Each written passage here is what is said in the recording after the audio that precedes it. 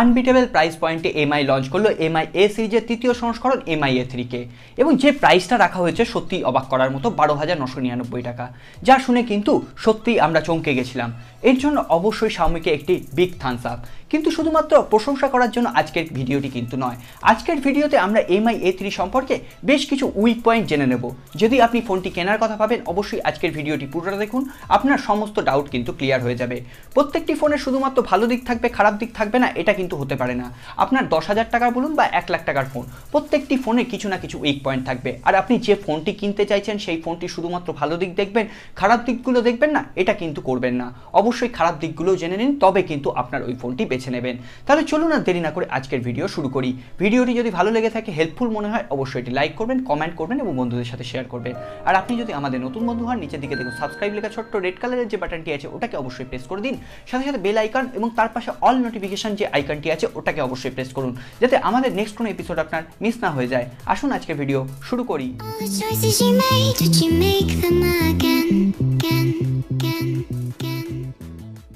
কোনো প্রোডাক্টের সম্পর্কে ভালো স্পেসিফিকেশন, ভালো ফিচার্স জানার জন্য কিন্তু আপনাকে কষ্ট করতে হবে না।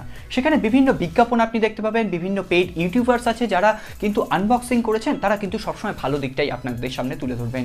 কিন্তু যারা আমরা কোনো রিভিউ ইউনিট পাই না, ছোট ছোট ইউটিউবার যারা আছি, অবশ্যই তারা কিন্তু আনবায়াসড রিভিউ আপনাদের সামনে প্রোভাইড করবো, কারণ আমাদের এখানে কিন্তু কোনো স্বার্থ সুরক্ষিত নেই। আমরা শুধু চাই আপনাদের কষ্টার্জিত উপার্জন যাতে নষ্ট না হয়।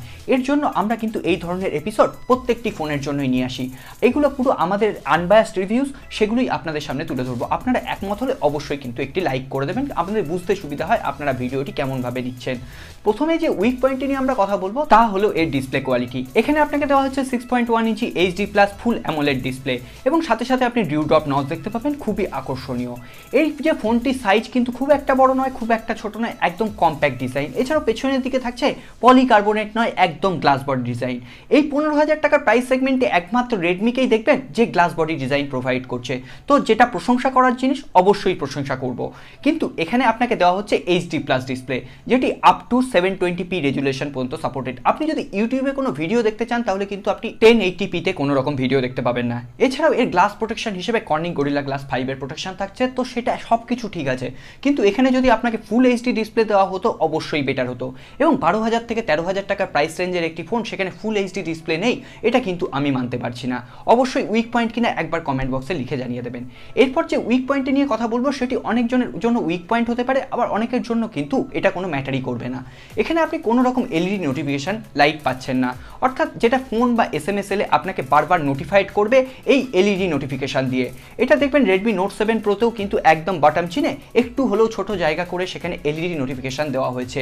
MI A2 তেও ছিল, MI A1 এও ছিল, কিন্তু এখানে MI A3 তে কিন্তু সেটা মিসিং। হয়তো আপনাদের জন্য সেটা কোনো ম্যাটার করবে না, কিন্তু আমার জন্য কিন্তু একটু হলেও ম্যাটার করে। এখানে আপনি অ্যামোলেড স্ক্রিন থাকায় এখানে অলওয়েজ অন ডিসপ্লে ফিচার্স কিন্তু পেয়ে যাবেন, যেটা কিন্তু আপনার এই চাহিদাটাকে অনেকটাই পূরণ করে দেবে। এরপর যে উইক পয়েন্টটি নিয়ে কথা বলবো তা হলো এর হাইব্রিড সিম স্লট। এখানে আপনি ট্রিপল কার্ড স্লট দেখতে পাবেন না, অর্থাৎ দুটো সিম এবং একটি micro SD card at a time use করতে পারবেন না। হয় আপনাকে একটি SD কার্ড, একটি সিম, এবং নইলে দুটি সিম অ্যাট এ টাইম আপনি কিন্তু এখানে ইউজ করতে পারবেন। তবুও একটু ভালো কথা, কারণ MI A2 তে কিন্তু কোনো রকম মাইক্রো SD কার্ড লাগানো স্লটই ছিল না। MI A3 তে কিন্তু আপনি মাইক্রো SD কার্ড লাগানো স্লট পাচ্ছেন। তো সেখানে কিন্তু আপনি সিম ডিভাইডার দিয়ে দুটো সিম এবং একটি মাইক্রো SD কার্ড আপনার প্রয়োজন হলে আপনি কিন্তু কাজ করাতে পারেন। এছাড়াও এখানে থাকছে 3.5mm জ্যাক, যেটা কিন্তু MI A2 তেও মিসিং ছিল, MI A3 তে কিন্তু আপনাকে দেওয়া হচ্ছে, তার জন্য অবশ্যই একটি বিগ থামস আপ। এরপরে যে উইক পয়েন্টে নিয়ে কথা বলবো তা হলো এর চার্জিং ক্যাপাসিটি। এখানে দেখুন, এখানে আপনাকে 4060 mAh এর একটি বিশাল ব্যাটারি দেওয়া হয়েছে, যা আপনার একদিনের ব্যাটারি ব্যাকআপ দিয়ে দেবে, এবং এখানে কিন্তু ফাস্ট চার্জিং সাপোর্ট করে 18 ওয়াট পর্যন্ত। কিন্তু আপনি বক্সে কিন্তু 10 ওয়াট ফাস্ট চার্জার পাবেন। তো আমি 10 ওয়াটটাকে কখনোই ফাস্ট চার্জার বলতে পারি না। আপনাকে যদি ফাস্ট চার্জ করাতে হয় ফোনটিকে, তাহলে কিন্তু এক্সট্রা বাজার থেকে বা MI এর ওয়েবসাইট থেকে একটি ফাস্ট চার্জার কিনতে হবে। তো সেক্ষেত্রে উইক পয়েন্ট এই প্রাইস পয়েন্টে দাঁড়িয়ে যদি MI তার বক্সেই একটি ফাস্ট চার্জার বান্ডিল প্রোভাইড করতো, সেটা কিন্তু আমাদের জন্য বেটার হতো। এটা কিন্তু কোনো ফোনের সাথে MI করে না, এটা কিন্তু MI এর সমস্ত ফোনের সাথে একই প্রবলেম, একই উইক পয়েন্ট বলে আপনি ধরে নিতে পারেন। এছাড়াও আরেকটি উইক পয়েন্ট নিয়ে কথা বলবো তা হলো এর ইন ডিসপ্লে ফিঙ্গারপ্রিন্ট স্ক্যানার। এখানে অ্যামোলেড প্যানেল দেওয়া হয়েছে, যার জন্য কিন্তু আপনাকে এখানে ইন ডিসপ্লে ফিঙ্গারপ্রিন্ট স্ক্যানারের সুবিধা দেওয়া হচ্ছে, থাকছে ফেস আনলকের সুবিধাও। তবে এখানে যে ইন ডিসপ্লে ফিঙ্গারপ্রিন্ট স্ক্যানার দেওয়া হয়েছে তা কিন্তু অতটা ফাস্ট নয় রেডমি K20 বা K20 Pro এর মতো। এখানে একটু হলেও কিন্তু এই ইন ডিসপ্লে ফিঙ্গারপ্রিন্ট স্ক্যানারটা স্লো কাজ করছে।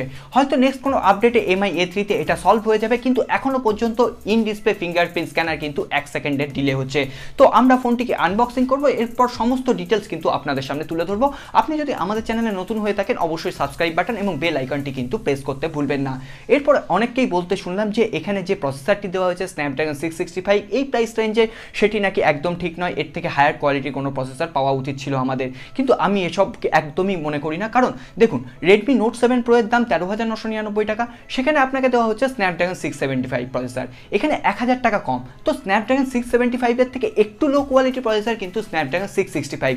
আপনি যদি নর্মাল ইউজার হন, এমনকি গেম খেলতেও যদি ভালোবাসেন, হেভি ইউজার হন, সেক্ষেত্রেও কিন্তু আপনি পারফরমেন্সে খুব একটা এরফের বুঝতে পারবেন না।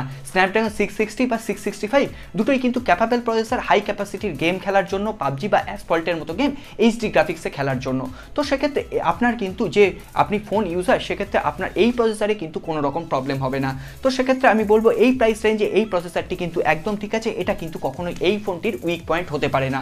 তো এটা জাস্ট আপনাদের ইনফরমেশন দেওয়ার জন্যই বললাম, কারণ আমি কয়েকটা ভিডিওতে দেখলাম এটাকে উইক পয়েন্ট হিসেবে ধরা হয়েছে, ওভার প্রাইসড বলা হয়েছে। সত্যি এটা যদি 15,000 টাকার প্রাইস পয়েন্টে লঞ্চ করতো তাহলে এটাকে ওভার প্রাইসড আমারও বলে মনে হতো, কিন্তু সেক্ষেত্রে দেখুন এই ফোনটি আপনাকে ওভার প্রাইসড কখনোই বলতে পারেন না, কারণ এই ফোনটি আপনাকে সব থেকে কম দামে দিচ্ছে অ্যামোলেড স্ক্রিন, সব থেকে কম দামে দিচ্ছে ইন ডিসপ্লে ফিঙ্গারপ্রিন্ট স্ক্যানার। এই দামে কিন্তু আর একটি ফোনও আপনি মার্কেটে পাবেন না যেখানে আপনি এই দুটো ফেসিলিটি পাচ্ছেন। এছাড়াও এখানে থাকছে ট্রিপল রিয়ার ক্যামেরা। তো সত্যিই আমি রেকমেন্ড করব এই ফোনটিকে, যদি আপনি ভালোবেসে থাকেন অবশ্যই কিনুন।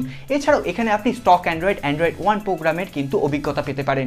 তো সেক্ষেত্রে আপনার আপডেট সম্পর্কেও আপনি কিন্তু নিশ্চিত হতে পারেন। যদি আপনি ডেইলি সিকিউরিটি প্যাচ লেভেল আপডেটগুলো পেতে চান, অবশ্যই এই ফোনটিতে কিন্তু সব থেকে আগে আসবে গুগল সিকিউরিটি প্যাচ লেভেল আপডেট, এছাড়াও অ্যান্ড্রয়েড কিউ আপডেট। তো এটাই ছিল আজকে আমাদের বক্তব্য। এরপর আপনি আপনার প্রয়োজন বুঝে, আপনি আপনার প্রায়োরিটি বুঝে কিন্তু আপনার পছন্দের ফোনটি চুজ করবেন। তো আর নতুন করে কিছু বলার নেই, এরপর সমস্ত সিদ্ধান্ত আপনাকেই নিতে হবে। তো আজকে এখানেই শেষ করছি। ভিডিওটি যদি ভালো লেগে থাকে অবশ্যই লাইক করবেন, কমেন্ট করবেন এবং বন্ধুদের সাথে শেয়ার করবেন। আর আপনি যদি আমাদের নতুন বন্ধু হন, আর বলে দিতে হবে না, নিচের দিকে দেখুন সাবস্ক্রাইব লেখা ছোট্ট বাটন আছে, ওটাকে অবশ্যই প্রেস করুন। সাথে সাথে বেল আইকনটি প্রেস করতে ভুলবেন না, যাতে আমাদের নেক্সট কোনো এপিসোড আপনার মিস না হয়ে যায়। দেখা হবে আগামী পর্বে। খুব ভালো থাকবেন। নমস্কার।